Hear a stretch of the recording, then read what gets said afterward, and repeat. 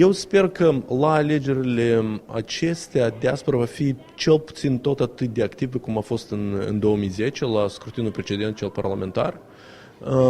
Din perspectiva instituțiilor de stat, eu cred că noi suntem gata și suntem mai bine pregătiți inclusiv ca în 2010. Din lucrul preliminar pe care l-am făcut până acum,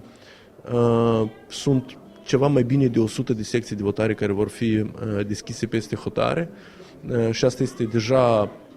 mai mult decât cele care erau în 2010, în care erau doar 75. Numărul de canale de informare a crescut, este mai diversificat, concetățenii noștri sunt mai bine conectați, inclusiv și la internet și la sursele de informare prinitier din Republica Moldova și atunci cred că la nivel de informare nu ar trebui să avem multe probleme, deja depinde foarte mult de felul în care fiecare din concetățenii noștri apreciază rolul său